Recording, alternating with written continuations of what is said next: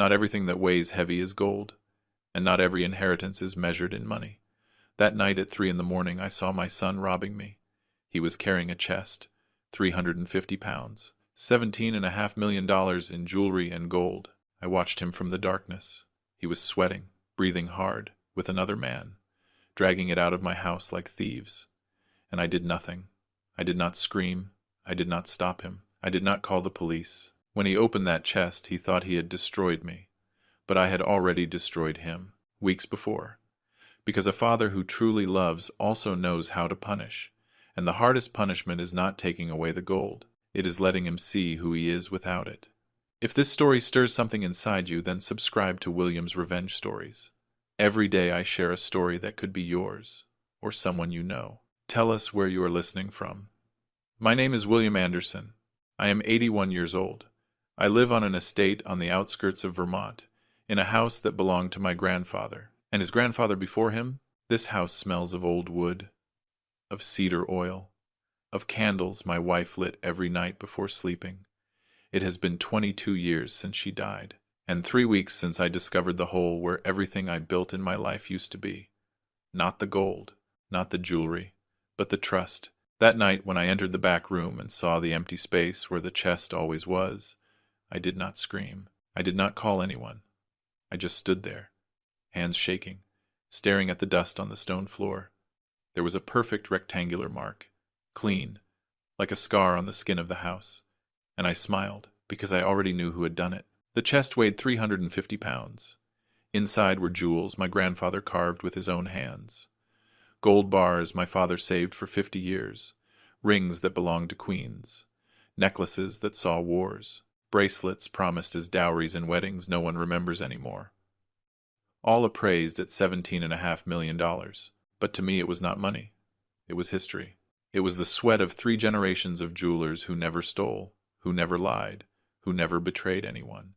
And that night my son, my only son, dragged it out of this house as if it were trash, as if I were a stupid old man who would not notice. I sat on the floor, in that same room, with my back against the cold wall, and I stayed there, staring at that void, feeling the cold of the stone getting into my bones. I stayed like that until dawn. Outside I heard the roosters crowing, the same sound I have heard every morning for 60 years. But that morning it sounded different, like a lament, as if even the roosters knew what had happened. Florence, my housekeeper, arrived at 6 in the morning as always. She has worked with me for 32 years. She was the one who raised my son when my wife got sick. She was the one who bathed him, who made him breakfast, who waited for him at the door when he came back from school. That morning she walked into the kitchen, put the water on to boil, and saw me sitting in the living room, still wearing the same clothes from the day before. The knees of my pants had dust on them. My hands were dirty. My face, I do not know how my face looked, but she looked at me and knew everything without me saying a word. Florence approached slowly, the way one approaches someone who is wounded. She put her hand on my shoulder, a wrinkled hand, warm, honest, and she asked in a low voice, almost a whisper, "He took it, didn't he?" I nodded. I could not speak. She closed her eyes. I saw her face crumble, how her wrinkles deepened, and she cried. She cried for me. She cried for that boy she raised who was now a thief. She cried for what had been lost. And I sat there, with cold hands and an empty soul. I let her cry, because she was crying tears I could no longer shed.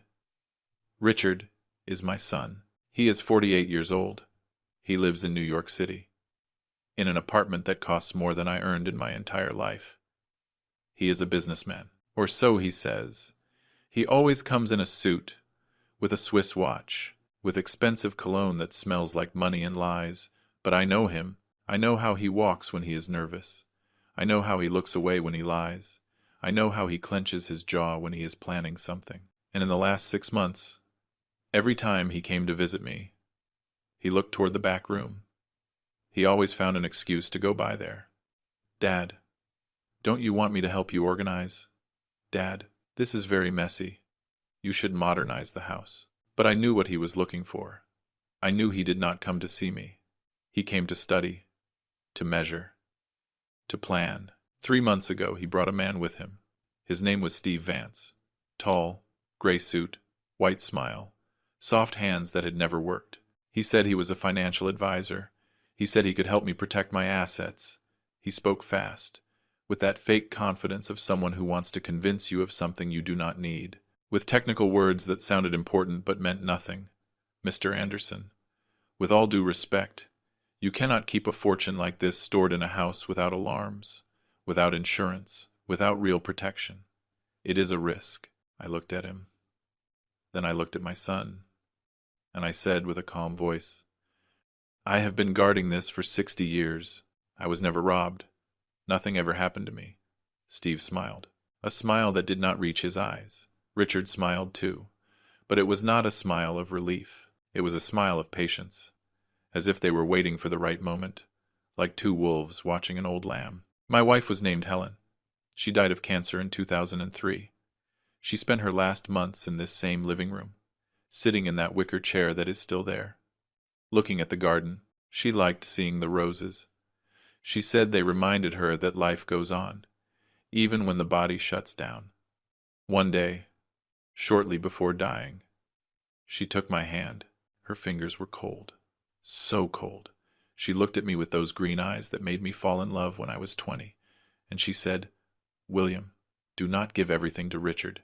Teach him to deserve it first. I did not understand. Why do you say that, honey? She squeezed my hand with the little strength she had left. Promise me. And I promised her. But when she died, and Richard was the only thing I had left. So I tried to trust. I tried to believe he was the good man I wanted him to be. But Helen was right. She was always right. The night of the robbery, Richard came with Camilla, his wife. They arrived late, close to 11 at night.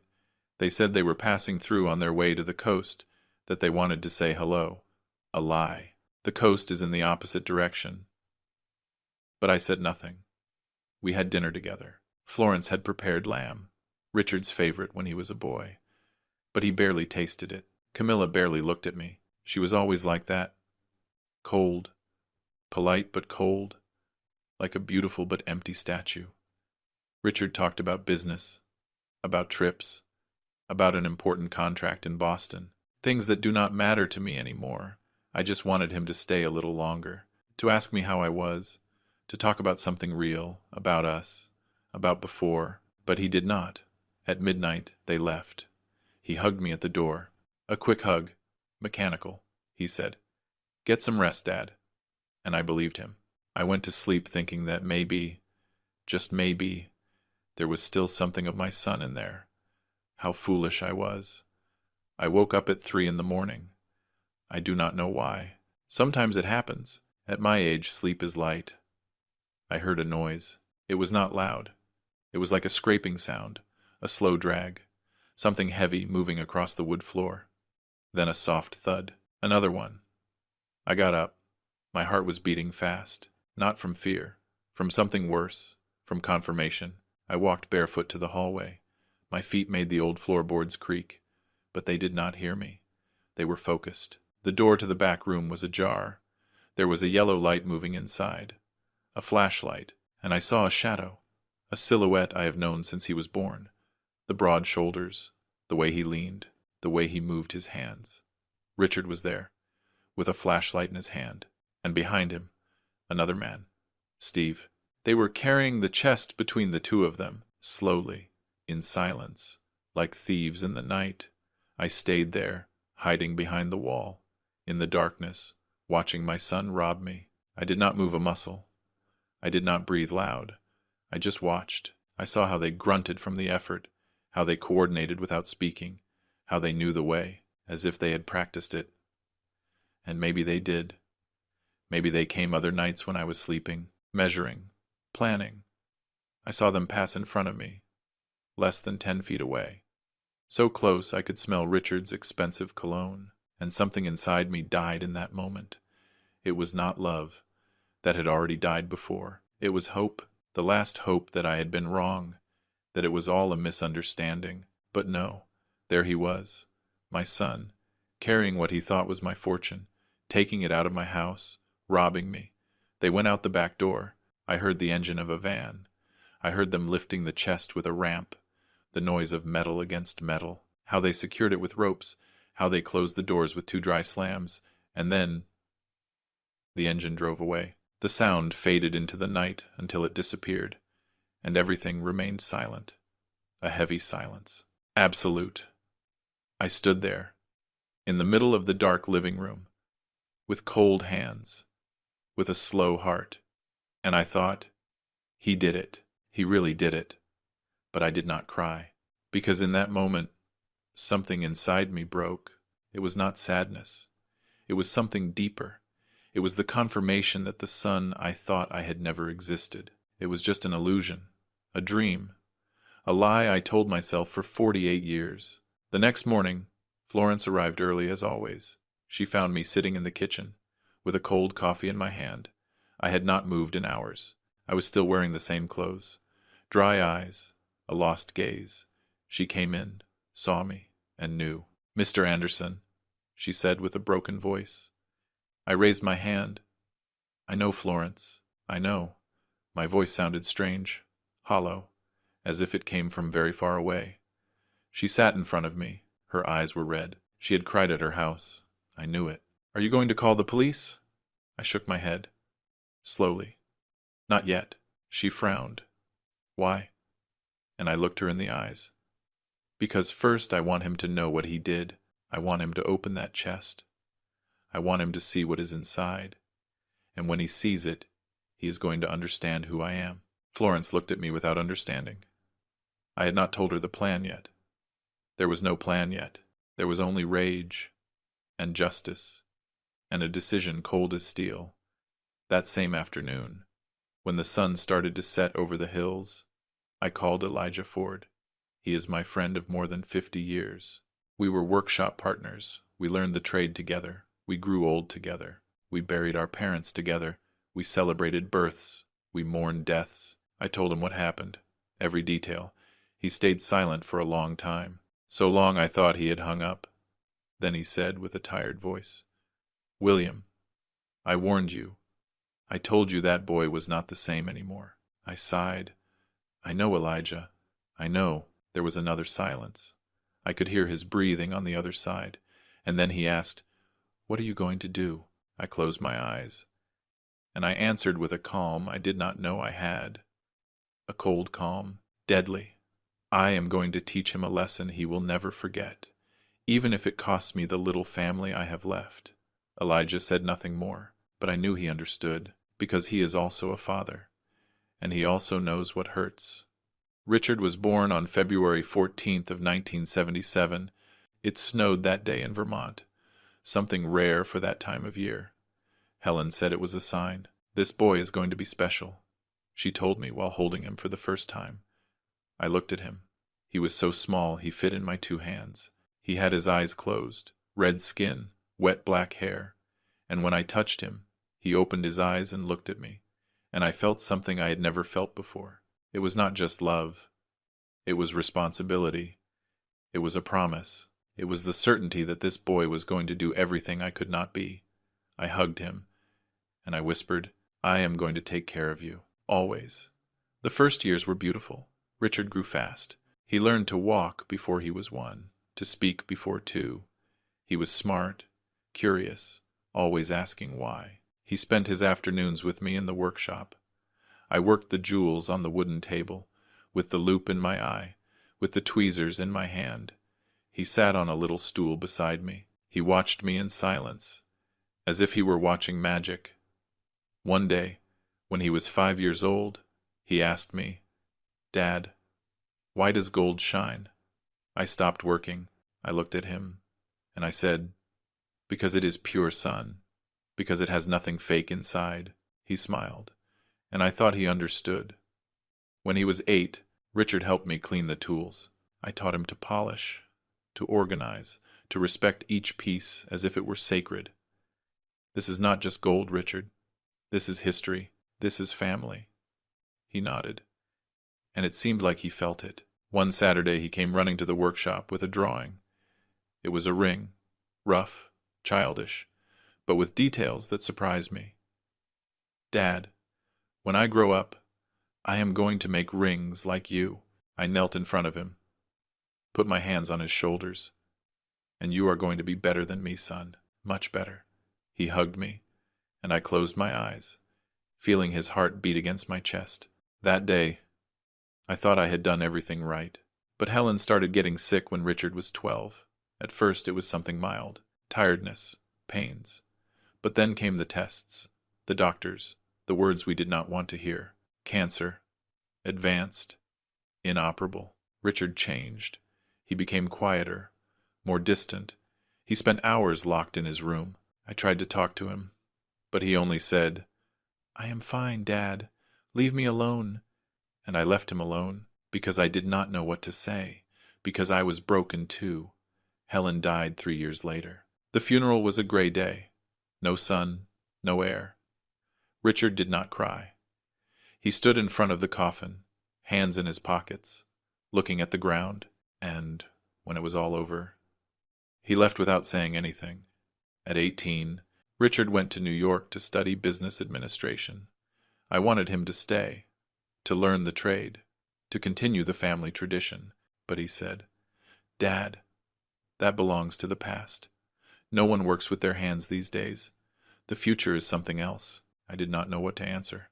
I just watched him pack his things, get on the bus, say goodbye with a quick hug, without looking me in the eyes.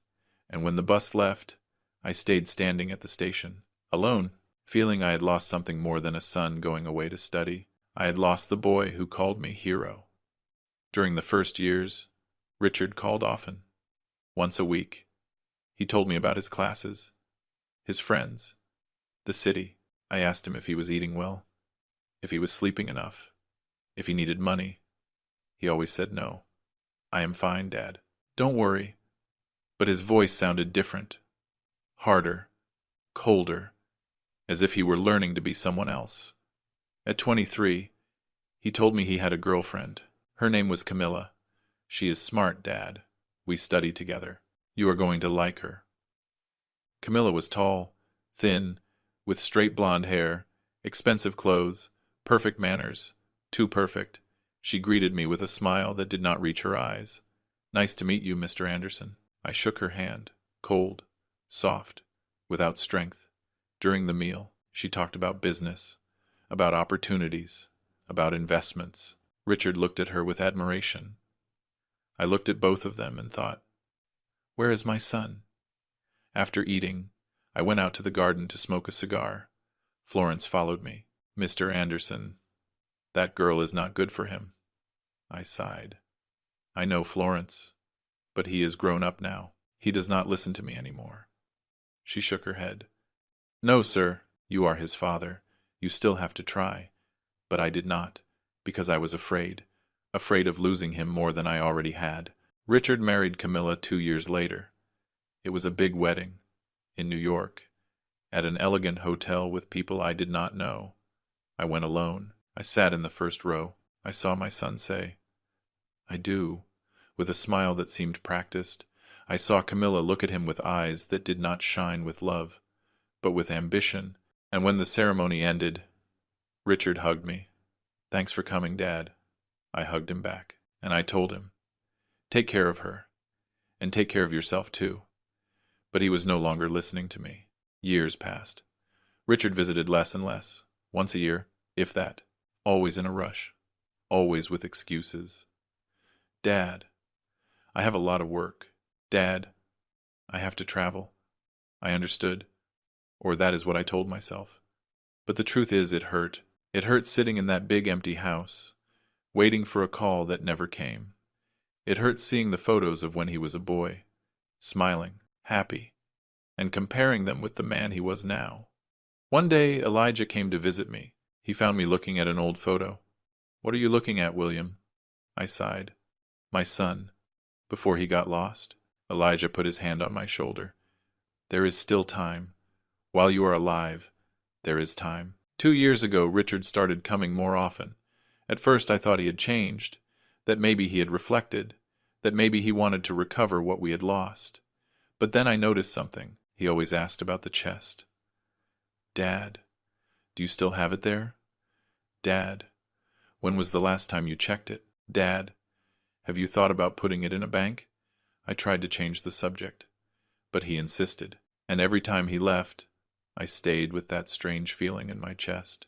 That feeling that something was wrong, that my son was not coming for me. He was coming for something else. Iris, my granddaughter, was the only one who noticed. She is 23 years old. She studies art history in Boston. She is just like Helen. The same green eyes, the same soft smile, the same huge heart. One day she came to visit me. We were drinking tea in the garden when she told me, "Grandpa, you trust my dad?" I looked at her, surprised. "Why do you ask me that?" She looked down. "Because I don't. I haven't for a long time." I felt a chill on my back. "Iris." She interrupted me. "And I know when he lies. And lately, he lies a lot."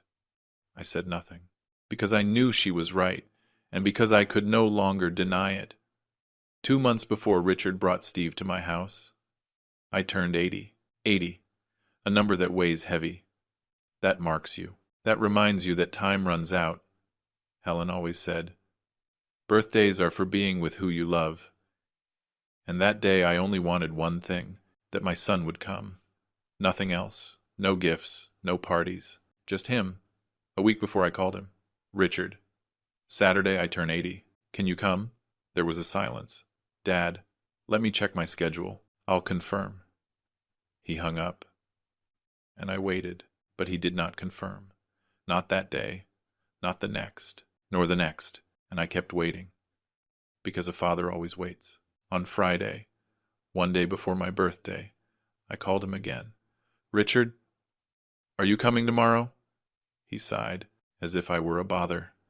"Dad, tomorrow I have an important meeting. I don't know if I can." I swallowed hard. "Son, you only turn 80 once in a life." He stayed quiet. "I know, Dad. Let me see what I can do. I'll call you later." He hung up. He did not call. That night I sat in the kitchen until late. Florence saw me and asked, "Mr. Anderson, are you okay?" I forced a smile. "Yes, Florence. I'm just tired." A lie. I was not tired. I was broken. Because I knew that tomorrow I was going to turn 80, and no one was going to come. Saturday dawned with sun. A beautiful day. I got up early, took a shower, put on the shirt Helen gave me years ago. The one, she said, made me look elegant. I went down to the kitchen. Florence was already there. She had baked a cake. Small, simple, but made with love. "Happy birthday, Mr. Anderson." I hugged her. "Thank you, Florence. Thank you for remembering." She had tears in her eyes. How could I not remember? We put the cake on the table. But we did not cut it because I was still waiting. Waiting for the phone to ring. Waiting for Richard to call. Waiting for him to say, "Dad, I am on my way." Hours passed. 9 in the morning, 10, 11. The phone did not ring. At noon, Florence set the table. With the good plates. With the silverware. The same ones we used when Helen was alive. "Just in case he comes," she told me. I nodded. We sat down. We ate in silence. Richard's chair was empty. Helen's chair too. And I, sitting there, looking at those two empty spaces, felt something I had never felt. It was not sadness. It was loneliness. A loneliness so big, so deep, that it hurt physically, like a fist squeezing my chest. Florence looked at me, not knowing what to say, because there was nothing to say. Words do not fill empty chairs. At 3 in the afternoon, the phone rang. I ran, as if I were 20 years old. "Richard?" It was Iris. "Grandpa, happy birthday. Forgive me that I could not go. I have exams at the university. But I send you a huge hug." I smiled. "Thank you, sweetie." "Don't worry," she hesitated. "Grandpa, is my dad there with you?" I looked at the empty table. "No, sweetie. He did not come." There was a long silence. "And did he call at least?" I closed my eyes. "No." Iris sighed with anger. "I cannot believe he is so. Grandpa, I am sorry. I am so sorry." I swallowed the lump in my throat. "It is okay, sweetie. I am fine." A lie. I was not fine. But a father does not burden his grandchildren with his pain. That afternoon I went out to the garden. I sat on the stone bench, the same one where Helen used to sit to watch the roses. The sun was starting to set. There was a beautiful silence, birds singing, soft wind. Everything was perfect, except me. I was broken. I looked at my cell phone. Nothing. Not a message, not a missed call. Nothing. My son had forgotten my birthday. Or worse, he had not forgotten. He simply did not care. And that second option hurt more, because forgetting is human, but ignoring is a choice. And Richard chose to ignore me on the day I turned 80. On the day that maybe, just maybe, could be one of the last ones. At 7 in the evening, Florence brought the cake with a candle. "Mr. Anderson, you have to blow out the candle and make a wish." I looked at her. "And what am I going to wish for, Florence?" She sat beside me. "Whatever your heart wants." I looked at the candle, the small flame dancing with the wind, and I thought about what to wish. I thought about Helen, that I wished she were alive. I thought about Richard, that I wished he were the son he used to be. But then I thought about me, and I realized that the only thing I wanted was to stop hurting, to stop waiting for something that was never going to arrive. I blew out the candle, and the wish I made was the saddest of my life. May I have the strength to accept that my son no longer loves me. That night, at 11, when I had already given up, the phone rang. It was Richard. "Dad, happy birthday. Sorry for calling late. I had a horrible day. Meetings all day." His voice sounded tired, but not regretful. I said nothing. "Dad, are you there?" I took a deep breath. "Yes, Richard. I am here, waiting for you. All day. Waiting for you." He stayed quiet. "Dad, I already told you I had meetings." I interrupted him, and for the first time in years I told him what I really felt. "Richard, today I turned 80. 80. And you did not come. You did not even call on time.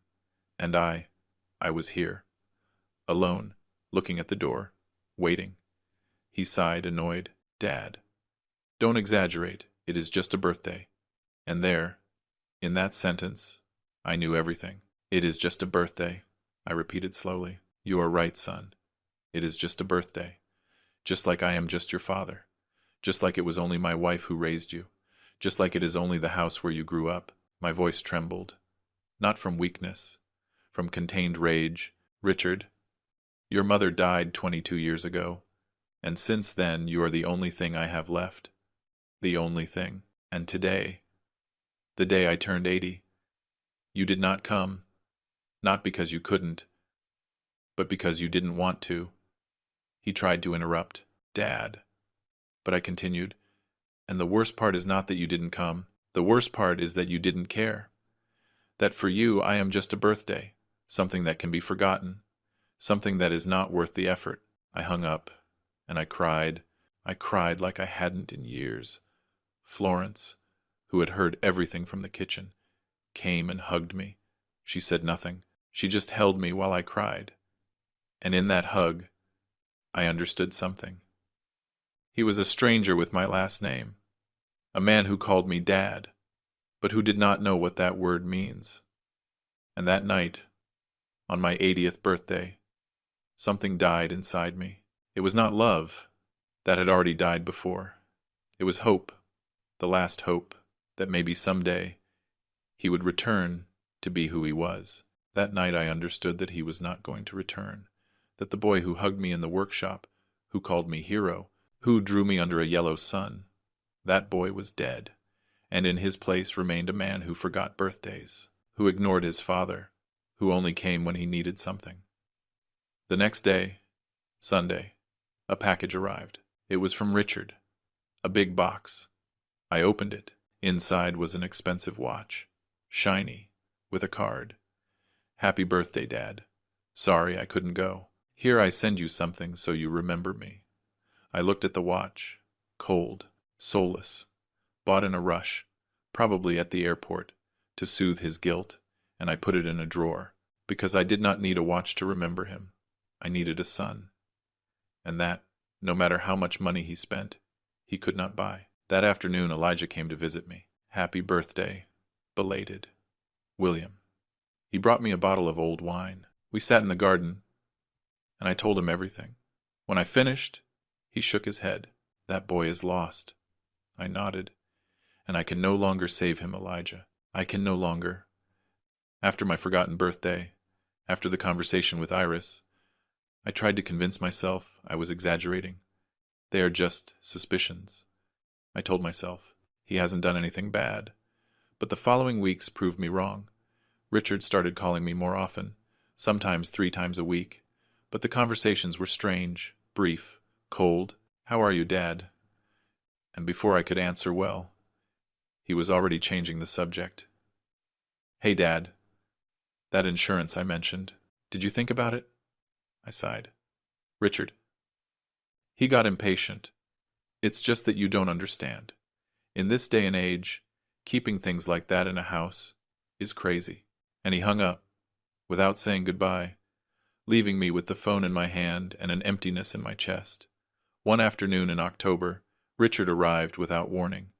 He had a folder under his arm. Dad, I brought you information. Look at it. They were brochures from security companies, from banks, from armored deposits, all with the logo of Steve Vance's company. I glanced at them without interest. Richard, I don't need this. He hit the table with his open hand. Not hard, but it was enough for Florence, who was in the kitchen, to poke her head out. It's just that you are stubborn, he shouted. What is going to happen if they rob you? If something happens to you, that chest has to be protected. I looked straight at him. Protected from whom, Richard? He stayed quiet. He went pale. And then with a lower voice he said, From anyone, Dad. From anyone. But what hurt me the most was when he stopped calling me Dad in person. It started with Old Man. The first time we were in the garden, I offered him water. No, Old Man, I already drank. I froze. I thought I had heard wrong. What did you say? He didn't even flinch. What? I did not insist. But that word stuck in me like a splinter. The second time was worse. We were arguing again about the chest. He raised his voice. Old Man, understand once and for all. You are no longer fit to take care of those things. I got up from the chair. I looked him straight in the eyes. Don't call me that again. He laughed. A dry laugh. Humorless. Like that. Old Man is what you are, Dad. Old and stubborn. That night I did not eat dinner. I stayed seated in the dark living room, with my hands on my knees, staring at the wall. Florence entered slowly, with a bowl of soup. Mr. Anderson, you have to eat something. I shook my head. She left the bowl on the table and sat beside me. That boy is not the same anymore. I nodded. I know. She put her wrinkled hand on mine. You don't have to put up with this. He is your son. Yes. But you also deserve respect. I swallowed hard. And what do I do, Florence? Lose him forever? She sighed. Mr. Anderson, maybe you already lost him. And maybe what you have to do now is take care of yourself. Days later, Florence told me something that froze my blood. Mr. Anderson, forgive me for what I am going to tell you, but I have to do it. I looked at her. Tell me. She lowered her voice. That man, Steve, the one who came with your son a few weeks ago. I saw him again. He was alone, outside the house. I went out to sweep the front, and there he was, across the street, with his cell phone in his hand. When he saw me, he walked fast toward a car. But before leaving, I saw him pass by the back door. He crouched down and was looking at the lock. I felt like I couldn't breathe. When was that? She looked down. 4 days ago. I didn't want to scare you, but I had to tell you. That same afternoon, I checked all the doors, all the windows, the locks, the bolts. Everything was fine, but I no longer felt safe. I felt watched, spied on, as if someone were studying my house, measuring my steps, waiting for the exact moment. I called Elijah. William, you have to do something, he told me. You cannot stay there waiting for the worst to happen. I did not know what to do. I did not want to believe it. I did not want to accept that my son, my own blood, was planning to rob me. But all the signs were there, and I could no longer ignore them. Iris came to visit me again one Sunday. This time she brought lunch. We ate in the garden. She looked at me with concern. "Grandpa, I see you very tired." I forced a smile. "I am fine, sweetie." She put down her fork. "No, Grandpa, you are not fine. I know you. Something is happening to you." I sighed. I didn't want to worry her, but she insisted. "Is it my dad again?" I did not answer, and that silence was enough. She closed her eyes. "Grandpa, please, tell me what is happening." So I told her everything. The thing about Steve, the calls, the old man comments, the locks. She listened without interrupting, and when I finished, she had tears in her eyes. "I cannot believe he is capable of doing this to you," she whispered. I squeezed her hand. "I don't want to believe it either, but the evidence is there." Iris stayed quiet for a long time. Then she looked at me with determination. "Grandpa, I am going to talk to him." I shook my head. "No, sweetie. I don't want you to get in the middle." She stood up. "I don't care. He is my father. But you are my grandfather, and I am not going to let him hurt you." That afternoon, when Iris left, I stayed sitting in the garden watching the sunset, and for the first time in a long time I did not feel completely alone. Someone in this family still saw me, still cared for me. But Richard came back before Iris could talk to him. He arrived one night, close to 10, without warning. He knocked on the door hard. I opened. He was serious, tense. "Dad, we have to talk." He entered without waiting for an answer. He sat in the living room. I closed the door and remained standing. "What's wrong?" He took a deep breath. "Dad, Steve made me a proposal. It's good, very good. He can insure everything you have in that chest. But he needs to see it, appraise it, document it." I shook my head. "I already told you no." He stood up. "Dad, stop being so distrustful. He is just trying to help you." I looked at him directly. "Help me or help you?" The silence that followed was heavy. Richard looked at me with something I had never seen in his eyes before. It was not anger. It was contempt. "You know what, old man? Do what you want." He turned around and walked toward the door. Before leaving, he stopped. Without turning around, he said, "One day you are going to need me, and that day I hope you remember this." And he left. The door closed with a dry slam. I stayed there, standing in the middle of the empty living room, feeling that I had just lost something more than an argument. I had just lost my son. And the worst was that he had already lost me a long time ago. I was just accepting it now. That night, I took out an old photo of Richard. He was 8 years old. He was smiling with a hammer in his hand in the workshop next to me. He seemed so happy, so innocent, so mine. I looked at that photo for hours, and I cried. I cried for the boy he was, for the man he could have been, and for the stranger he had become. Florence came down at some point in the night. She found me there with the photo in my hands. She said nothing. She just sat beside me, and the two of us stayed in silence, accompanying my pain, because sometimes words are not enough. Sometimes only silence remains, and the certainty that something broke forever. 3 weeks after that last fight, Richard called me. His tone was different, soft, almost affectionate. "Dad, I'm sorry. I crossed the line. I shouldn't speak to you like that." I said nothing. I heard his voice. "But I did not believe him," he continued. "I want to invite you to dinner, to New York, on Friday. We'll go to a nice place, you and me, like before. What do you say?" Something inside me wanted to believe, a small part, a foolish part that still hoped my son would return. "It's okay," I said finally. "Perfect, Dad. I'll pick you up at 5. He hung up, and I was left with the phone in my hand, wishing I wasn't wrong. But deep down, I knew I was. Friday arrived. Richard appeared in a black Mercedes, shiny, with leather seats and that expensive smell I never liked. "Do you like it, Dad?" I nodded without enthusiasm. "It's nice." I got in. He drove fast, talking about business, about contracts he just closed, about an important client. I listened halfway.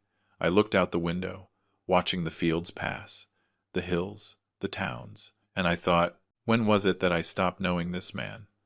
We arrived in New York when the sun was starting to set.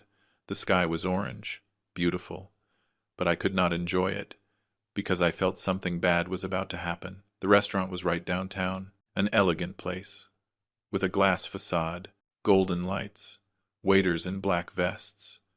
Purely business people come here, Richard said as we entered. You're going to like it.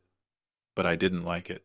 I felt out of place, with my old shirt, my worn shoes, my slow way of walking.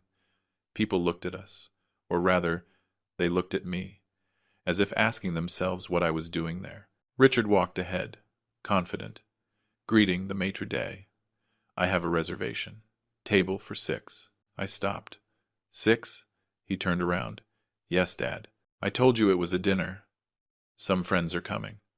But he hadn't told me anything. And there I knew this was not what he had promised me. When we arrived at the table, there were already people. Camilla was sitting, looking at her cell phone.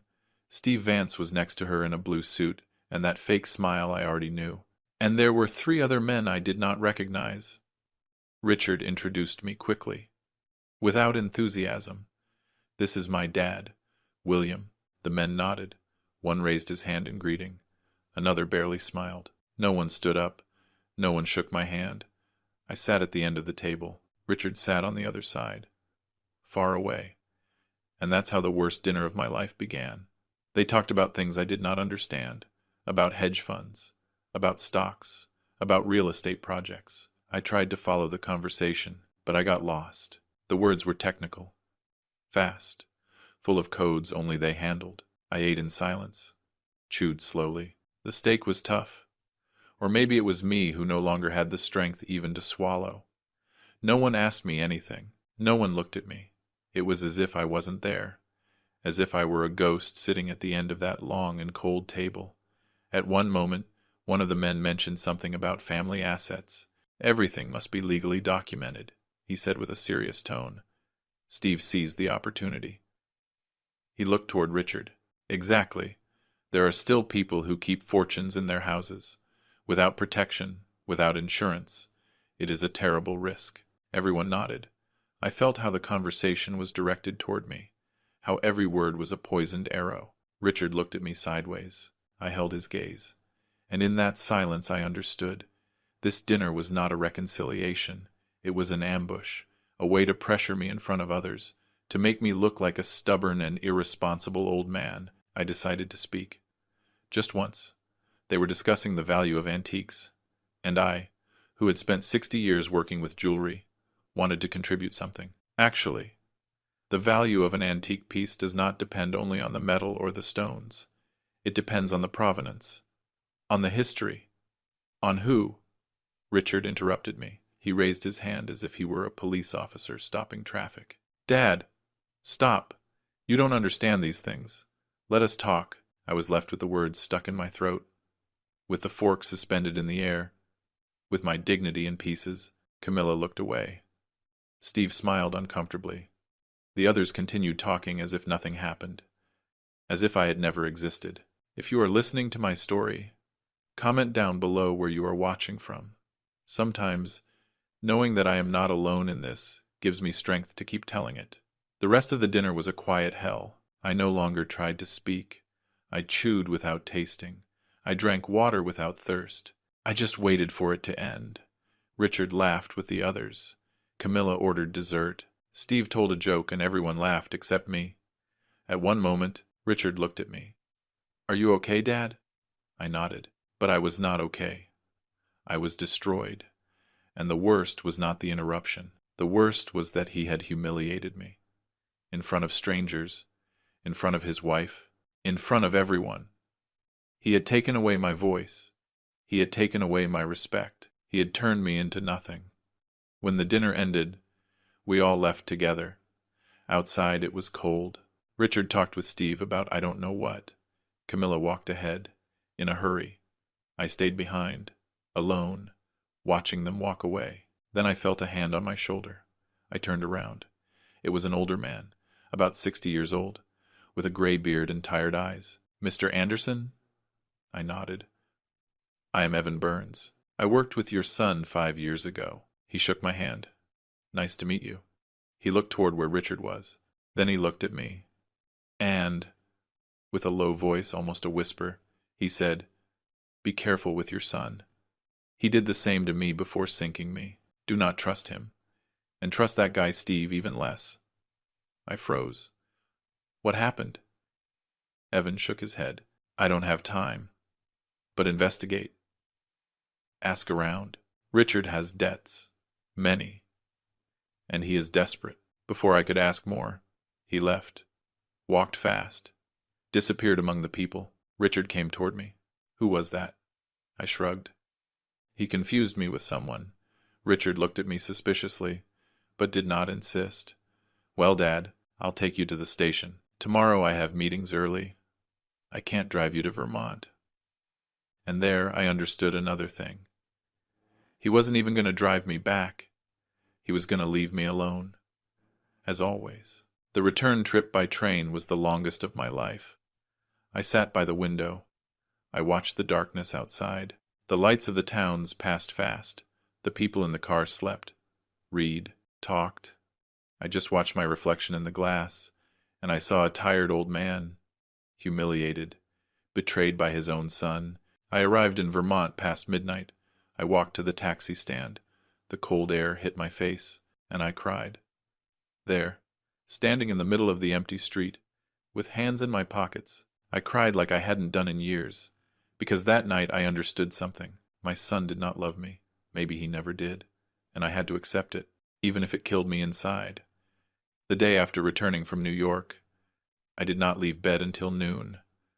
Florence knocked on the door several times. Is Mr. Anderson okay? I did not answer. I just looked at the ceiling, feeling the weight of the humiliation still fresh. Finally, I got up, showered, dressed, went down to the kitchen. The phone rang. It was Justice Roberts, the family lawyer, a man of 67, serious, correct, who had handled my father's papers and now mine. "Mr. Anderson, I need to speak with you. It is urgent." His tone worried me. "Tell me, Justice." There was a long pause. "I prefer to tell you in person. Can I come by this afternoon?" I accepted, and I spent the rest of the day with a knot in my stomach, knowing that what was coming was not going to be good. Justice arrived at 5 in the afternoon. He brought his old leather briefcase, the same one he used since I met him. We sat in the living room. Florence brought us coffee. He waited for her to leave. Then he took a deep breath. "Mr. Anderson, what I am going to tell you is delicate. Very delicate." I nodded. "Tell me." He opened the briefcase. He took out some papers, but did not show them. "Your son Richard came to my office yesterday, without warning. He entered as if he had the right, and he asked me for something no one has asked me in 40 years of profession." My heart started beating faster. What did he ask for? Justice looked me straight in the eyes. "He asked to see your will." I felt as if I had been hit in the chest. "My will?" Justice nodded. "I told him it was impossible, that those documents are private, confidential, that only you can authorize their viewing." He insisted. "He told me he was your only son, that he had the right to know, that you were already old, and that it was better to have everything clear." I closed my eyes. Justice continued. I explained again that I could not. Then he changed his tone. He got serious. He took out his wallet. I froze. "What did he do?" Justice lowered his voice. "He offered me money, Mr. Anderson. $5,000. Right there, in cash, so I would show him the will without your permission." I could not believe it. I did not want to believe it. "And you?" Justice closed the briefcase with force. I threw him out of my office. I told him to never insult me that way again. But I had to tell you. You have to know who your son is. I stood up, walked toward the window. I looked at the garden without really seeing it. "Thank you, Justice. Thank you for warning me, and thank you for being honest." He stood up too, put his hand on my shoulder. "Mr. Anderson, I knew that boy when he was a child, and I tell you this with pain. That man who came to my office is no longer the boy you raised. Be careful." He left, and I stayed there standing, feeling that every day I discovered something worse. That afternoon I did not eat. I was not hungry. I did not feel like anything. I sat in the armchair in the living room and stayed there, staring at the wall, trying to process what I had just heard. My son had tried to bribe the lawyer. My son wanted to see my will. My son was counting the days for me to die. Florence came in with a glass of water. "Mr. Anderson, you have to drink something." I shook my head. She sat in front of me.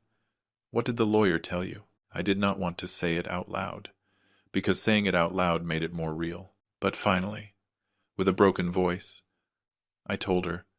Florence closed her eyes and cried. The next day, something worse happened. Florence was cleaning the dining room windows when she heard voices outside. It was 11 in the morning. I was in the workshop, polishing an old piece. She peeked out carefully. Richard was in the garden, walking from one side to the other, talking on the phone. Florence stayed still, listening unintentionally, and what she heard froze her blood. "I tell you, as soon as the old man dies, all that is mine," Richard was saying. "I am not going to wait any more. I am tired of begging him. That chest is worth millions. Millions. And it is there, stored as if it were trash. We have to act fast, before he does something stupid and donates it or something like that." Florence felt her legs trembling. Richard kept talking. "Steve has everything ready. We just need access. And I am going to get it, one way or another." He hung up, entered the house. Florence pretended she was cleaning. He didn't even greet her. He went up to the second floor, was there a few minutes, came down and left without saying goodbye. When the car drove away, Florence ran to the workshop. I was focused on my work. "Mr. Anderson," she said with a choked voice. I looked up. "What is wrong?" She was breathing fast. "I have to tell you something. Something terrible."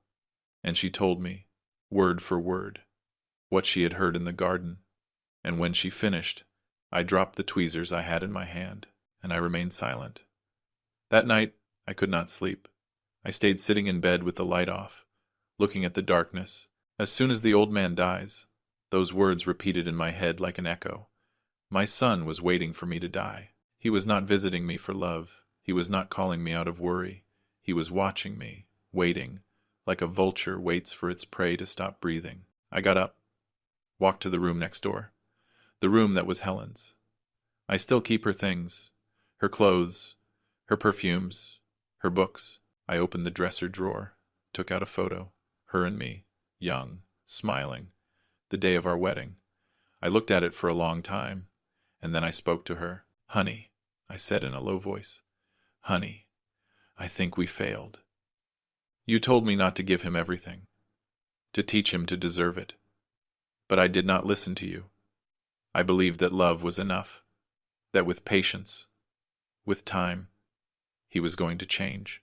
And look at me now. Look at what our son became." I pressed the photo against my chest. "Forgive me, Helen. Forgive me for not listening to you. Forgive me for not being stronger. Forgive me for losing him." I sat on the floor, with my back against the wall, hugging that photo as if it were her, and I cried.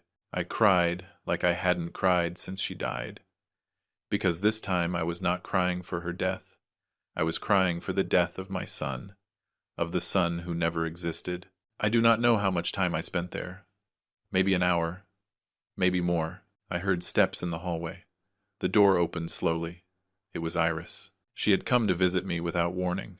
She entered the house with her key.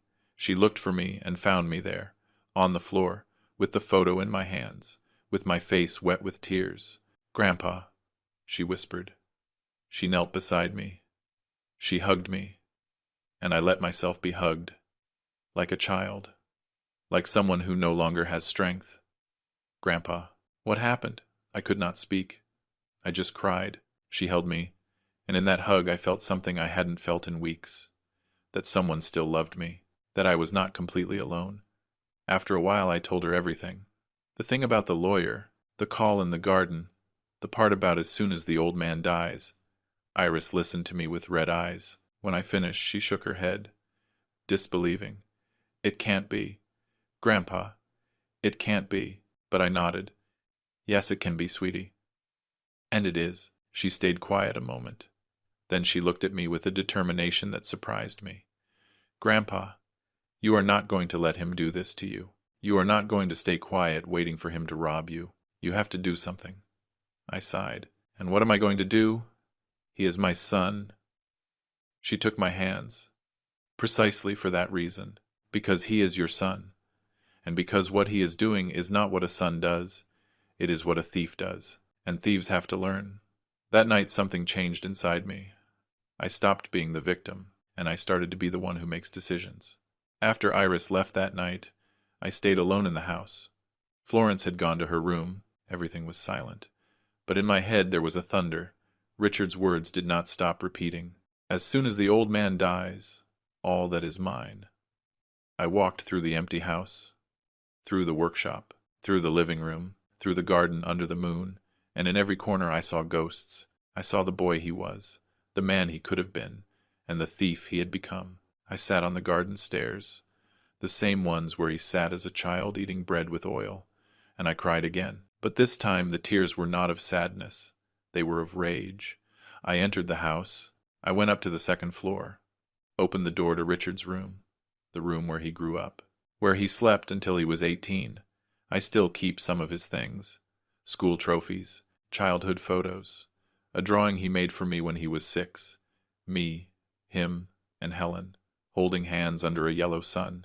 I took it, I looked at it, and I felt something break inside me. That boy in the drawing no longer existed. Maybe he never existed. Maybe it was always an illusion of mine, wanting to see goodness where there was only ambition, wanting to see love where there was only interest. I tore the drawing, in 2, in 4, in small pieces, and I let them fall to the floor. I went down to the kitchen. It was 3 in the morning. I made coffee. I sat at the table, and I thought, what am I going to do? I could report him now, but without proof he would say I was crazy. I could confront him, but he would lie, like he always did. I could wait for him to rob me, and then report him, but that would make me a victim, and I did not want to be a victim anymore. I wanted to be the one who controls, the one who decides, the one who teaches. And then something in my mind cleared up, cold, calculating. An idea started to form, slow, but perfect. I took out an old notebook, a pen. I started to write. Plan. I wrote the word and underlined it twice. Step 1.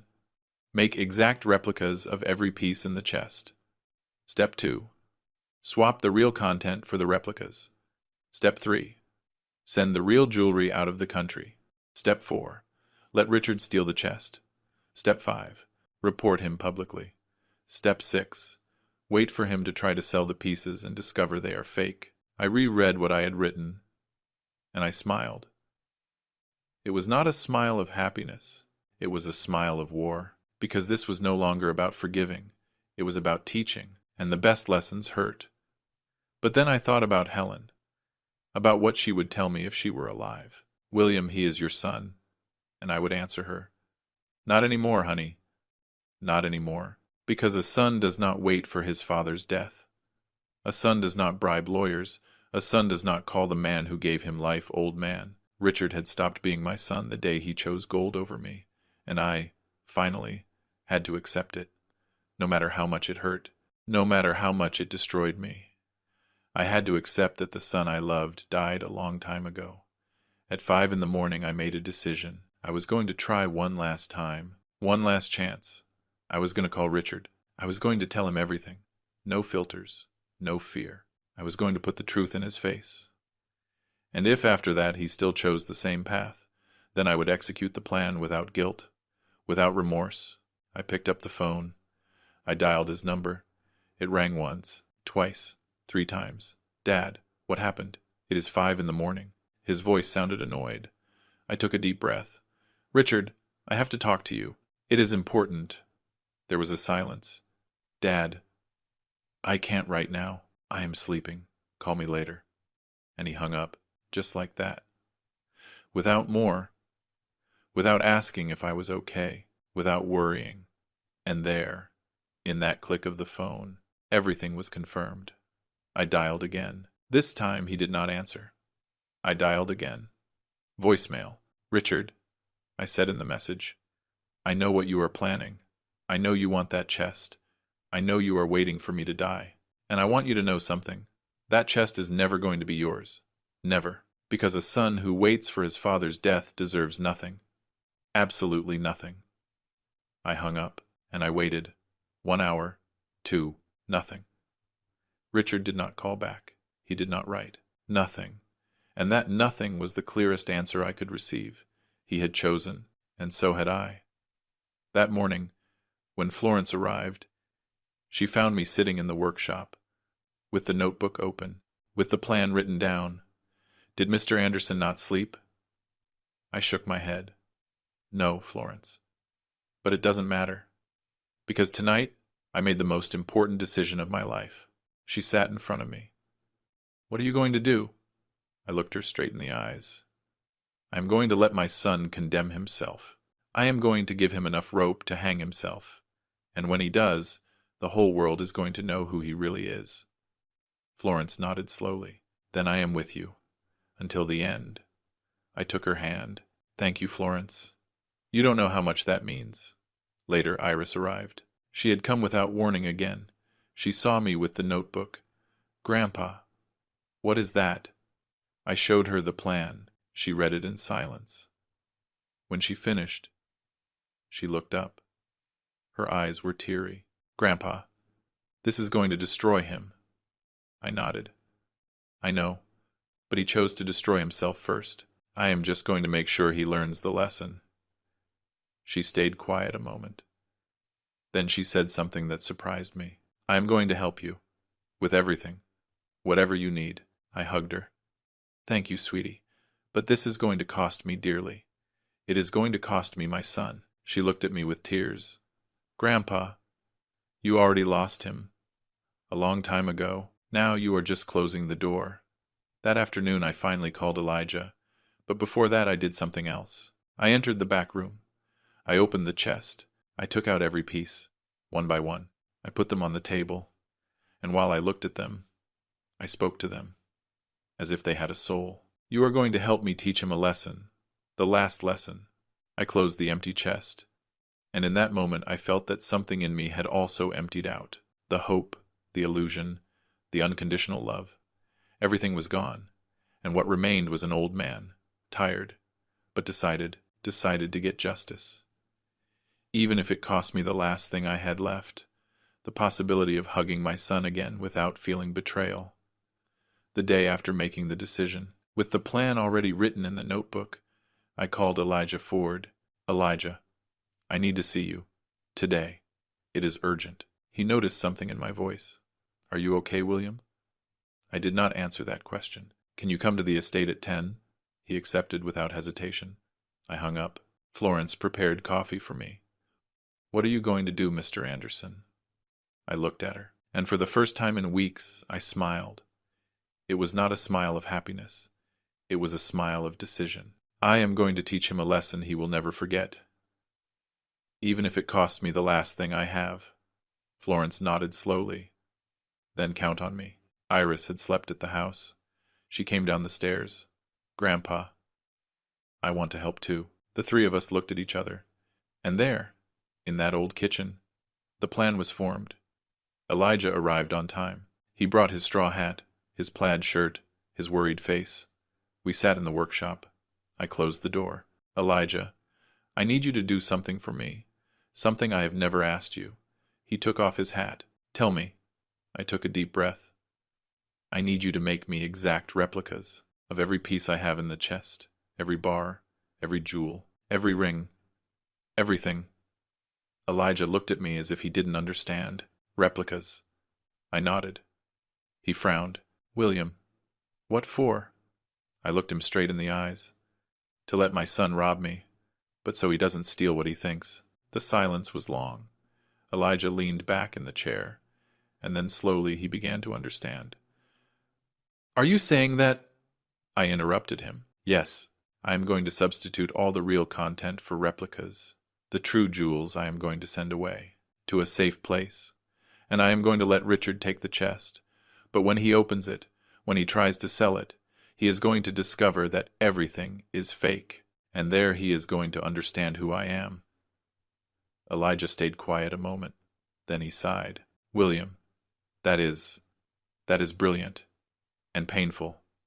I nodded. I know, but it is the only thing I can do. If I call the police now, he is going to say it is a lie, that I am old, that I am paranoid. I need proof. I need him to condemn himself. Elijah shook my hand. Count on me. That same afternoon we opened the chest. Iris, Florence, Elijah, and I. We put everything on the workshop table. Antique jewelry, rings with emeralds, pearl necklaces, pure gold bars. Everything shone under the light. Iris watched with eyes wide open. Grandpa, I had never seen all this together. I nodded. This is 3 generations of work. This is history. And your father thinks he can take it as if it meant nothing. Elijah took measurements. He took photos, made sketches. It is going to take me 2 weeks, he said. But I am going to make the best replicas of my life. They are going to look real. Only an expert with special equipment will be able to tell the difference. I hugged him. Thank you, friend. Thank you for not judging me. Iris stood looking at everything. Then she looked at me. Grandpa, are you sure about this? He is your son. I interrupted her softly. For that very reason, sweetie. Because he is my son. Because if I don't teach him now, he is never going to learn. And he is going to end up destroying himself. I can no longer save him. But maybe I can prevent him from getting more lost. She had tears in her eyes. And what if after this he never speaks to you again? I smiled with sadness. Sweetie, he already doesn't speak to me.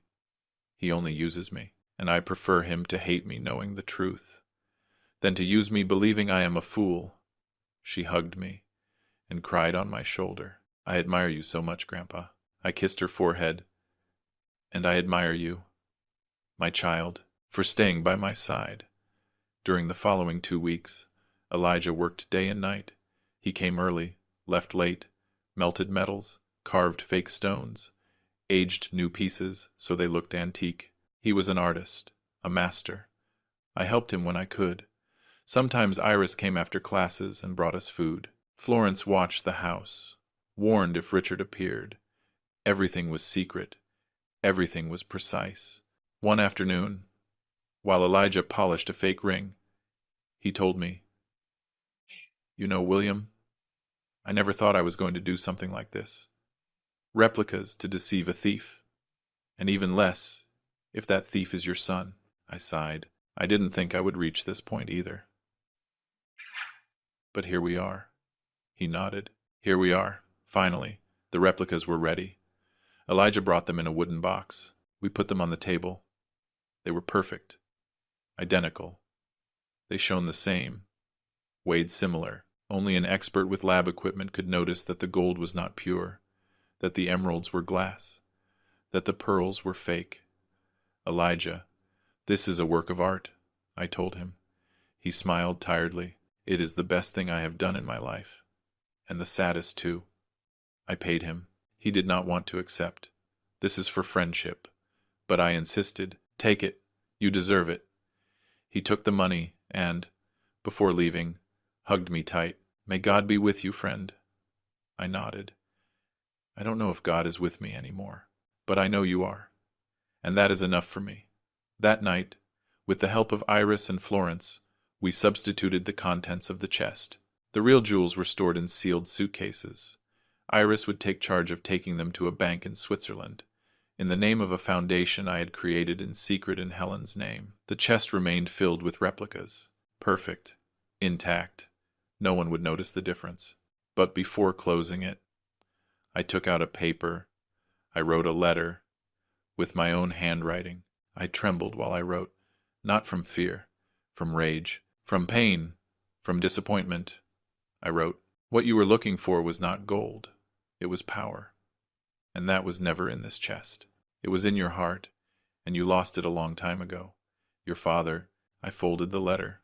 I put it inside an envelope, and I placed it at the bottom of the chest underneath the fake bars. Iris watched me in silence. "Grandpa, do you think he is going to read it?" I locked the chest with the key. Maybe, maybe not. But I needed to write it. I needed him to know that I am not a stupid old man, that I knew, that I always knew. Florence put her hand on my shoulder. "Mr. Anderson, you are the bravest man I know." I shook my head. "I am not brave, Florence. I'm just tired. Tired of being deceived, tired of being invisible, tired of waiting for my son to be who he is never going to be. I closed the chest, turned the key, and I felt something similar to peace. Iris left that same night for Switzerland with the real jewels. I gave her a signed letter, legal documents, everything necessary. Take care of them, sweetie. That is the true legacy, not the gold, but what we are going to do with it. She nodded. I won't fail you, Grandpa. She left, and I stayed in the house with Florence. We looked at the closed chest. He did not know that inside there was no longer anything of value, just soulless metal, stones without history, and a letter with the truth. And now what, Mr. Anderson? Asked Florence. I sat in the workshop chair. Now we wait. We wait for him to take the next step, and when he does, he is going to fall into his own trap. That night I slept better than in months, because I was no longer a victim waiting to be robbed. I was a father teaching his son the hardest lesson of his life. I woke up early. I went out to the garden. The sun rose slowly over the hills. The air smelled of wet earth, and for the first time in a long time I felt something similar to hope. Not hope that Richard would change, that I had already lost, but hope that I, William Anderson, 81 years old, jeweler of 3 generations, husband of Helen, father of Richard, grandfather of Iris, still had dignity, and that dignity no one was going to steal from me, not even my own son. 4 days passed after closing the chest with the replicas. 4 days of silence. Richard did not call. He did not come. Nothing. I continued my normal routine. I had breakfast with Florence. I worked in the workshop. I went out to the garden in the afternoons. But everything was different, because now I knew what was coming, and I was prepared. Iris called me from Switzerland every night. Grandpa, everything is safe. The jewels are in the safe deposit box, the documents signed, the foundation registered. I breathed relieved. Thank you, sweetie. Now only waiting remains. And waiting was the hardest part, because I knew that at any moment my son was going to deliver the final blow. And when he did, I would be ready. On the 5th day, a Tuesday afternoon, Richard appeared. He arrived alone, without Camilla, without Steve, without that air of arrogance he always brought. He knocked on the door. Florence opened. She warned me with a look. I was in the workshop. I took a deep breath. I went out. I saw him standing in the living room. He wore jeans, a simple shirt, hands in his pockets. He seemed different, more human, softer. Hi, Dad, he said, his voice, like before. I stayed in the doorframe. Hi, Richard. He came closer. Can we talk? I nodded. We sat down, and for a second, just a second, I felt something I hadn't felt in months. Hope. Richard spoke slowly. He looked at the floor, not at me. Dad, I have been thinking a lot. About us, about how we drifted apart. I listened in silence. He continued, I know I have been hard on you. I know I have said things I shouldn't have, and I am sorry. I felt something move in my chest, something I believed dead. Dad, maybe you are right. Maybe I have drifted too far. Maybe I have forgotten what is important. I wanted to believe him. God, how I wanted to believe him. I looked at his eyes, and for a moment, I saw the boy he was, the son I lost, Richard, I started to say, but he raised his hand. Let me finish. I nodded, and I waited, and in that silence, a part of me prayed that what came next was real. That is why I want to help you, he said, and there, in that word, something changed. Help you was not forgive me. It was not I miss you. It was something else. He kept talking. I want you to be calm, Dad, that you don't worry any more about that chest, about security, about anything. I started to feel cold. I have spoken with Steve. He has everything ready. We can transfer the chest to a professional deposit, armored, with insurance, with everything. There it was, the truth. He had not come to apologize. He had not come to reconcile. He had come to close the deal, and he was doing it in the most cowardly way, disguising it as worry, as love, As help. I let him speak. I did not interrupt him. He continued. Dad, I will take care of everything. You don't have to do anything. Just give me permission.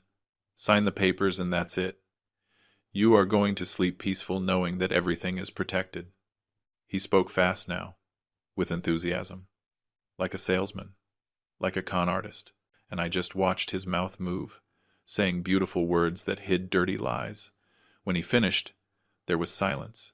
He looked at me waiting for an answer, waiting for me to say no, so he could insist, so he could keep manipulating. But I did not say no. I said something he did not expect. It's okay, son. Richard blinked. What? I repeated calmly, with a firm voice. He couldn't believe it. Seriously? I nodded. Yes, you are right. I am already old. I can no longer take care of those things. If you want to take charge, go ahead. I saw how his eyes lit up, how his mouth curved into a smile he tried to hide. Dad, thank you. Really, thank you for trusting me. I said nothing more. He stood up. He hugged me. And I let him hug me. I felt his arms around me, and I did not feel love. I felt a lie. I felt betrayal. I felt the hug of a stranger who bore my son's name. I am going to coordinate everything with Steve, he said, excited. In a few days we come to pick it up. Does that sound good? I nodded. Sounds good. He smiled more. Perfect. Dad, really, this is for the best. You will see. He left, got into his car, started it. He left, and I stayed standing in the door, watching him move away, knowing that was, probably, the last time I would see him as my son. Because when he discovered the truth, when he opened that chest and saw that everything was fake, he was going to hate me. He was going to curse me. He was going to want to destroy me. But I didn't care anymore, because I had already lost him a long time ago. Florence came out of the kitchen. She had been listening to everything. Mr. Anderson, she said with a choked voice. I looked at her. It is done, Florence. He took the bait. She had red eyes. And now? I walked toward the workshop. Now we wait. We wait for him to come rob me. And when he does, he is going to discover that the thief robbed himself. She shook her head. I cannot believe it has come to this. I sat in my workshop chair. I looked at the old tools, the same ones my grandfather used, the same ones my father used, the same ones I used all my life, and I thought, 3 generations of honesty, and my son destroyed them in a single generation. That night Richard called. He sounded happy. Dad, Camilla wants to say hello. He put the phone on speaker. I heard Camilla's voice. Mr. Anderson, how good that you accepted. Richard is very happy. Really, it is for the best. I didn't say much. Yes, thank you. Then Steve spoke. Mr. Anderson, I am going to send the papers by mail. We just need your signature. And on Friday we come by to pick up the chest. Does that seem fine? I felt nausea, listening to how they planned to rob me in front of me, as if I didn't know.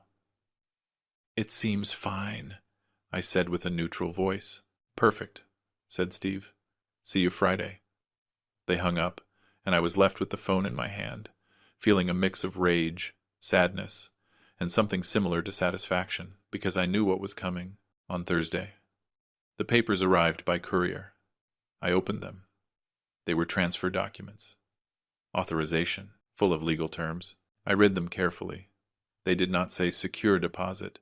They said transfer of temporary custody. It was a legal trap. Once I signed, the chest would officially be under Richard's custody. Legally. He could do whatever he wanted with it. I called Justice Roberts. Mr. Anderson, do not sign that. It is a scam, I sighed.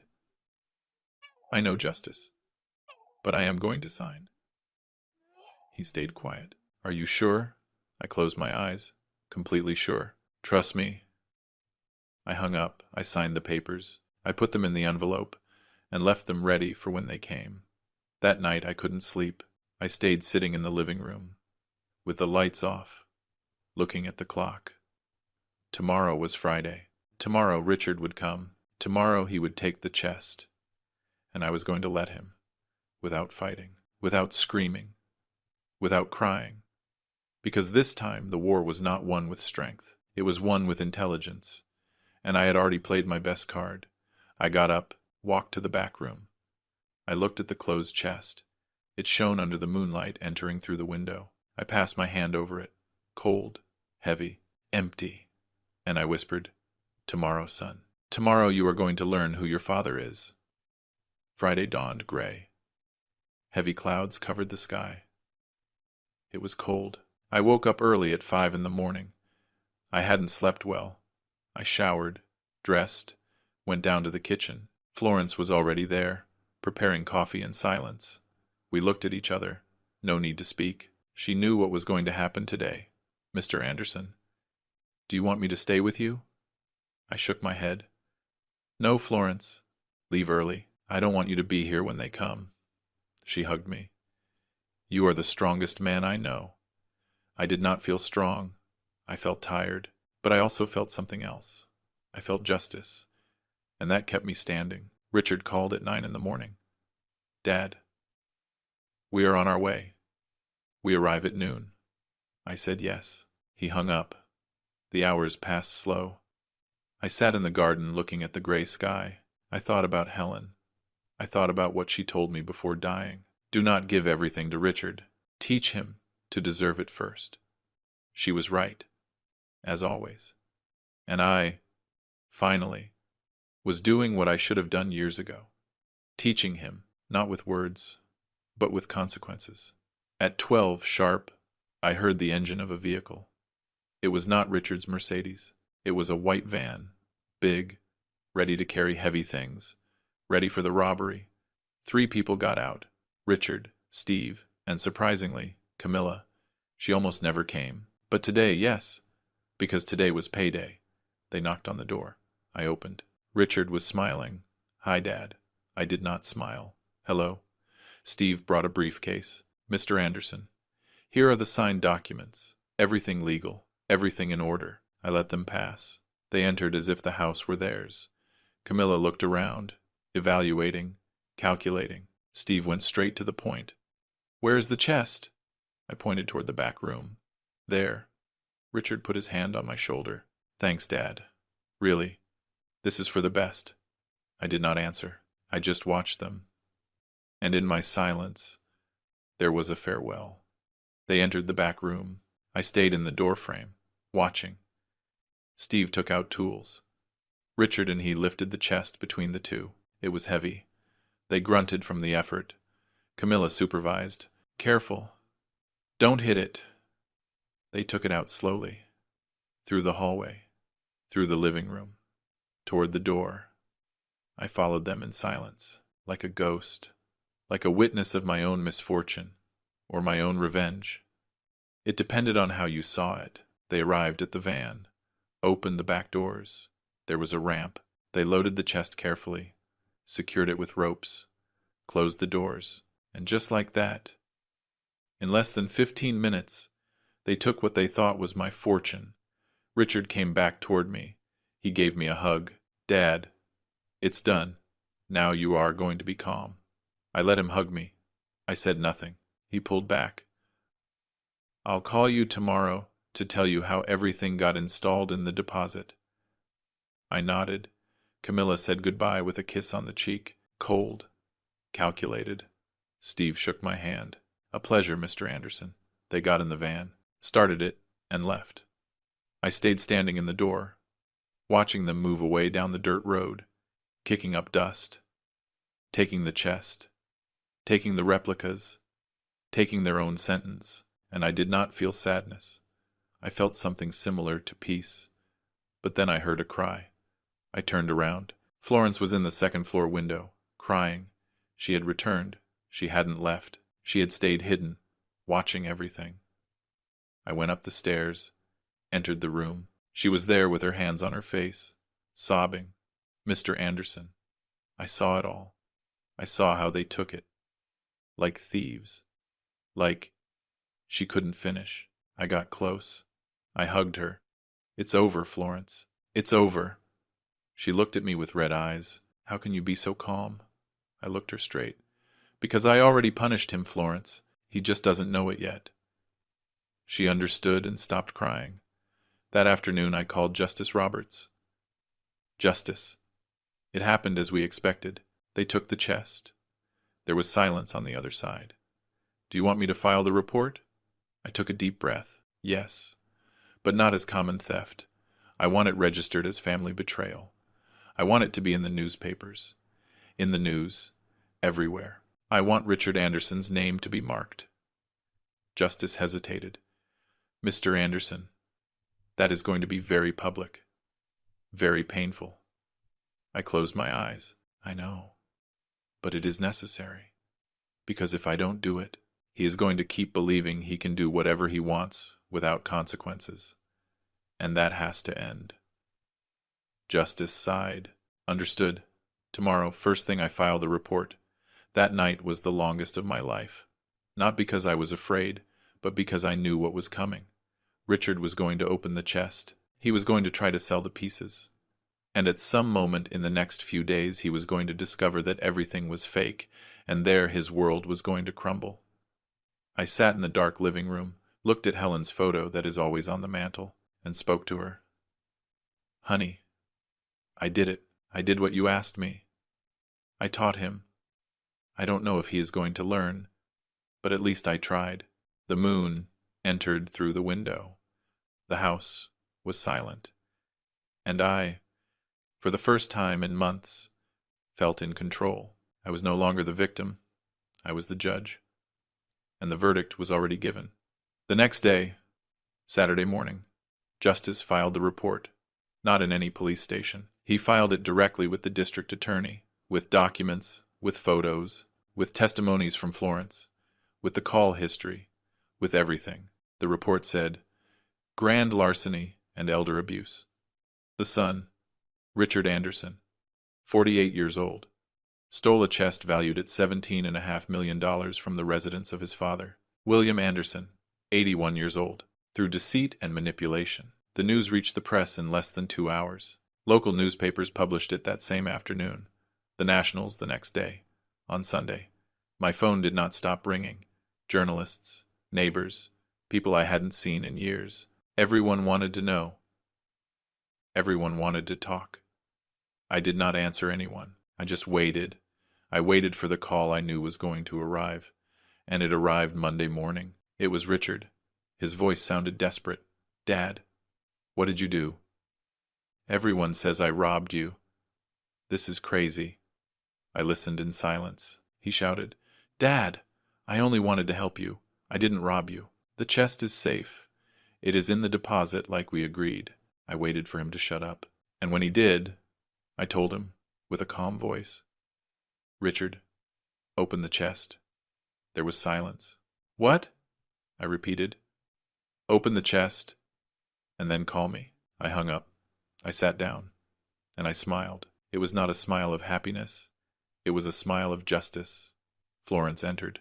Was it him? I nodded. Yes. And what is going to happen when he opens it? I looked out the window. He is going to discover that the man he thought he could rob was smarter than him, stronger than him, and more dignified than him. And that is going to be the most expensive lesson of his life. 2 days passed without news from Richard. 2 days of tomb-like silence. I knew something was happening. I could feel it. Tuesday night, Iris called me from Switzerland. Grandpa, I just saw the news. The police in Antwerp issued an alert. They are looking for 3 people who tried to sell jewels of suspicious origin. My heart accelerated. Antwerp? She confirmed. Belgium. It seems your son didn't waste time. I hung up. I sat down, and I waited, because I knew that at any moment Richard's world was going to explode, and I was going to be here, 3,000 miles away, watching how everything he built with lies collapsed. Wednesday morning my phone rang. It was Justice. His voice sounded agitated, almost excited. Mr. Anderson, they found him. The Belgian police detained him in Antwerp. Him, his wife, and Steve Vance. I closed my eyes. What happened? They tried to sell the pieces in the Diamond District. It is the biggest jewel market in Europe. They entered a prestigious appraisal house, a place where millions move. The appraiser, a man named Meneer Van Houten, specialist with 50 years of experience, examined the pieces. He paused. "And?" I asked, although I already knew the answer. He said everything was fake. Justice continued telling me the details the police had given him. Van Houten put the first piece under the microscope, a bar that claimed to be pure gold. He weighed it, scratched it, subjected it to a chemical test, and in less than 5 minutes he looked up and said, "This is brass plated in gold. Fake." Richard went pale. Steve started sweating. Camilla stood paralyzed. "Impossible!" shouted Richard. "Check them all." Van Houten took out another piece, an emerald necklace, looked at them with the loupe, did a refraction test, and sentenced, "Dyed glass. Fake." One by one, he examined every piece, every ring, every bracelet, every bar, and all, absolutely all, were perfect replicas, but without value. Richard lost control. Continued Justice. He started screaming, "My father tricked me. That old man tricked me." Van Houten frowned. He asked him where he had gotten those pieces. Richard, in his desperation, told the truth. "From my father's house, in America. They are mine by inheritance."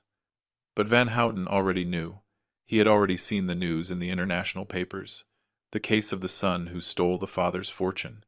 He called the police. In less than 10 minutes, 3 patrols arrived. They surrounded the place. Richard tried to flee. Steve, too. But they didn't even reach the door. They detained all 3. Handcuffs, reading of rights, everything. I listened in silence, feeling something I hadn't felt in months. Justice. But the best part, said Justice with a smile in his voice, was what happened after. In the police station, while waiting for transfer, Camilla exploded. She screamed at Richard in front of everyone. "You promised me millions. You told me we were going to be rich, and you brought me to this country with fake jewels like an idiot." Richard tried to calm her. "Camilla, please, we are going to fix this." But she didn't stop. "There is nothing to fix. Your father humiliated you. He made you look like a thief and like a fool." And then she said something that confirmed everything I suspected. "I married you for the money you were going to inherit, and turns out there is nothing. Nothing." Justice made a dramatic pause. When the police coordinated extradition, Camilla asked to speak with the consulate. She said she knew nothing, that Richard had deceived her, that she was a victim too. They let her go, without charges, for lack of evidence. She took the first flight back, but not to New York, to her mother's house. When Richard found out she had abandoned him, he fell apart. He cried like a child in the cell. The guard said he didn't stop repeating, "I lost everything. Everything." I closed my eyes. I didn't feel pity. I felt what I had to feel. The consequences of his acts had finally caught up to him. "And Steve?" I asked. Justice laughed with bitterness. Steve was even more cowardly. When he saw everything collapsing, he negotiated with the police. He gave them information, told them Richard had planned everything, that he was just a hired advisor, that he didn't know the chest was stolen. He lied in every word. But the police didn't believe him. He has a record. 3 previous scams. They extradited him together with Richard. But during the flight, Steve didn't say a word to your son. He avoided him, ignored him, as if he didn't exist. And Richard, handcuffed in the seat next to him, looked at him with hate. Because finally, he understood what it was to be alone. Completely alone. The news exploded in all the media. Son steals family fortune. But the chest was empty. The headlines were brutal. The thief who robbed himself. Father teaches millionaire lesson to greedy son. Gold replicas for a fake son. Social networks filled with comments. Some supported me. That father is a genius. That is how justice is done. Others criticize me. He is very hard on his son. He should have talked to him before. I didn't read much. I didn't care about the opinion of strangers. I only cared about one thing. That my son learned. And that the world knew who he really was. 3 days after the arrest, I received a call from a journalist. Her name was Bridget Solano. She worked for an important national newspaper. "Mr. Anderson, I know it has been a difficult week, But I would like to talk to you. Hear your version. I hesitated. I didn't like cameras. I didn't like exposure. But justice convinced me. Mr. Anderson, if you don't speak, others will speak. They are going to invent things. It is better that you tell your truth. I accepted. Bridget came to the estate a Friday afternoon. She brought a cameraman, a notebook, and a look that seemed sincere. We sat in the garden. She turned on the recorder and started asking, Mr. Anderson, why did you do this? Why didn't you simply report him before? I looked her straight in the eyes and answered calmly, with the truth, because I needed him to condemn himself. Because if I reported him without proof, he was going to say I was crazy, that I was old, that I was paranoid. But this way, with the chest in his hands, trying to sell the pieces, he cannot deny anything. He wrote his own sentence himself. Bridget took notes quickly. And the replicas? How did you make them? I smiled barely. I have friends, friends of a lifetime, people who know me, who know who I am and who help me do justice. She continued. Did you not feel guilt? Did you not feel you were betraying your son? That question hurt me. I took a deep breath. Miss Solano, I did not betray my son. He betrayed me. I only taught him something I should have taught him years ago, that actions have consequences, that you cannot steal from your father and expect nothing to happen, that greed destroys, that gold can be recovered, but dignity cannot. My words came out firm, without trembling. Bridget had tears in her eyes. And would you forgive him? I looked toward the horizon. I already forgave him. A long time ago. But forgiving does not mean forgetting. Nor does it mean he doesn't have to pay for what he did. The interview lasted an hour. It was published on Sunday.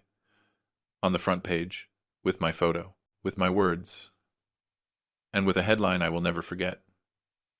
Dignity cannot. After the interview, everything changed. People saw me differently, with respect, with admiration. Neighbors who hadn't spoken to me in years came to greet me. Strangers stopped me on the street. Mr. Anderson, what you did was brave. I did not feel brave. I felt tired, but I also felt something else. I felt I had recovered something I thought lost forever. My name, my dignity. A week after the interview, I made a public announcement. I called Justice. I want to summon the press. I have something important to say. He organized everything. A conference at the town hall. Journalists from all over the country arrived. Cameras, microphones, flashes. I entered with Iris by my side. She held my arm. I sat in front of everyone, and I spoke. Good afternoon. My name is William Anderson. I am 81 years old, and I am here to make an announcement. The room went silent. As everyone knows, my son Richard tried to steal a chest containing jewelry and bars valued at $17.5 million. What he did not know is that the real content was no longer there. It had been substituted by replicas. I paused. Many have asked me where the real gold is, and today I am going to answer. The real gold is in Switzerland, in a safety deposit box, registered in the name of a foundation I created in honor of my late wife, Helen Anderson. Murmurs filled the room.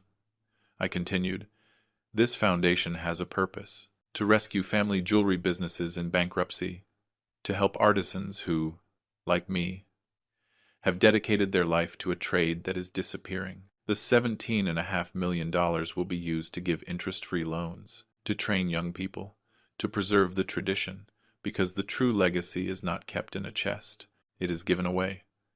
The cameras didn't stop flashing. Journalists wrote frantically. Bridget Solano, in the first row, looked at me with a smile. My son believed that gold was his future, but his future was never in the gold. It was in being an honest man, and he lost that a long time ago. I hope that someday he recovers it. Thank you. I stood up. The applause began, slow at first, then louder, more intense. People stood up. Iris cried by my side. I did not cry. I just nodded and left there feeling I had closed a chapter, that I had done the right thing, that Helen, wherever she was, would be proud. The following days were a whirlwind.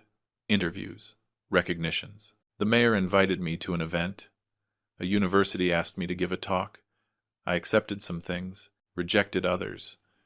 But the most important thing was that finally I could sleep peacefully, knowing I had kept my promise. The promise I made to Helen before dying. Richard was judged 3 months later. I did not go to the trial. I didn't want to see him there. Handcuffed, humiliated. Justice kept me informed. He was sentenced to 2 years of probation.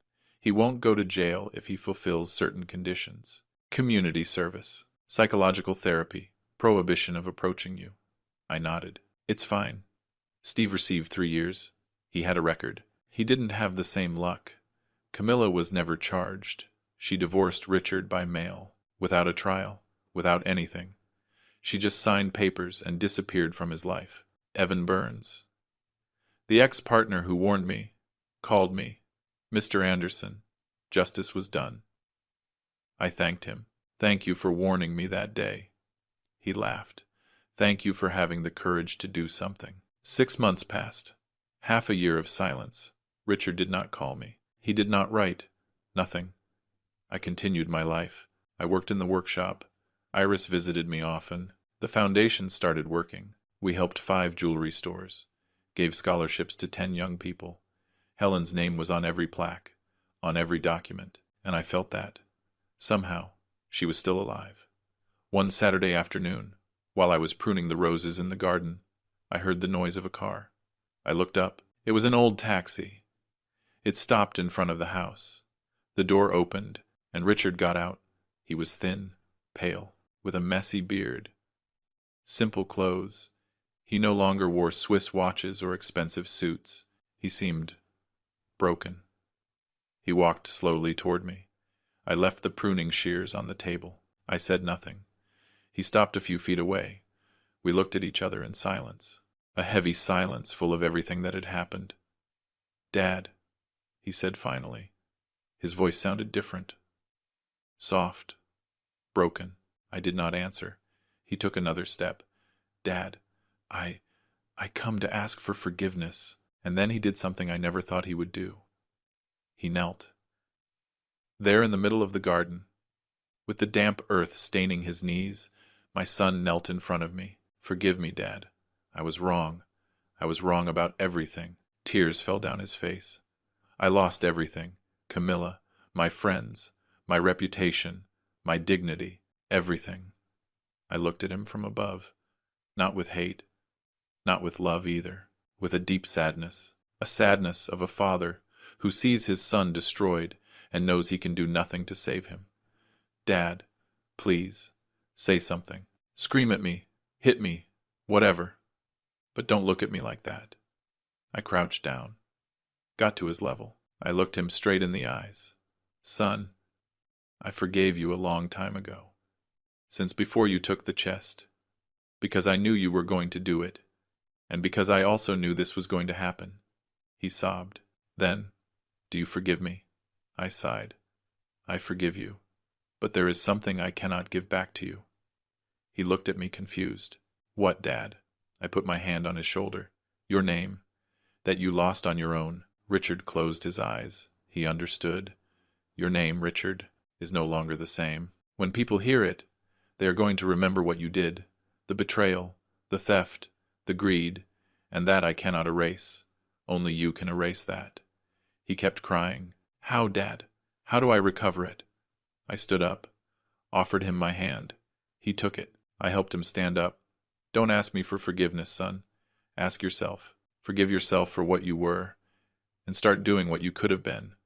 Work, help, build, and maybe someday, when someone hears your name, they think of something good. But I'm not going to see that. That you are going to have to do alone." Richard hugged me. Tight, desperate. Like when he was a child and was afraid, I let him hug me. But I didn't hug him back, because something inside me was already broken, and I couldn't pretend everything was fine. He pulled away, wiped his tears. "Thanks, Dad, for everything, for the lesson, for not giving up on me." I nodded. "Take care, son." He walked toward the taxi. Before getting in, he turned around. Are you ever going to be able to look at me like before? I took a deep breath, and I told him the truth. I don't know, Richard. Honestly, I don't know. He nodded, got in the taxi, and left.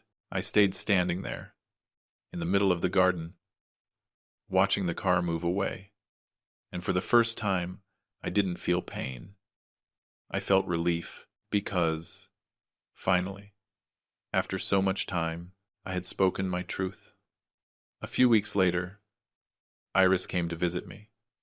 But this time, she didn't come alone. She brought her son, my great-grandson, a 3-year-old boy, with huge eyes and a mischievous smile. His name was Matthew. He ran toward me with open arms. "Grandpa Will!" I picked him up. I hugged him, and I felt something I hadn't felt in a long time. Hope. Iris looked at me with tenderness. "Grandpa." So pure. "Yes, sweetie.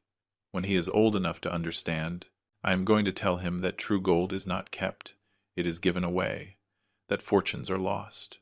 But dignity, if you take care of it, is forever." Iris hugged me.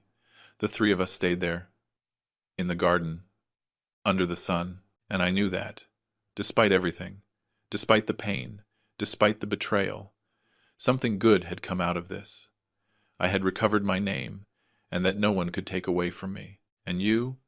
Have you ever trusted someone who betrayed you? Did you have the courage to do something about it? Or did you stay quiet waiting for time to heal the wounds? Sometimes the people we love most are the ones who hurt us most, and that hurts. It hurts like nothing else in the world. But it also teaches us. It teaches us who we are. It teaches us what we are willing to tolerate. And it teaches us that dignity is the only thing we truly possess. If this story touched your heart, leave me a comment down below. Tell me where you are listening from. Tell me if you ever lived something similar. And if these stories of life, of pain, of justice, move you as much as me. Subscribe. Every day, I share a new story. A story that could be yours, or someone you know. See you in the next story. Have a great day, or a great night, wherever you are.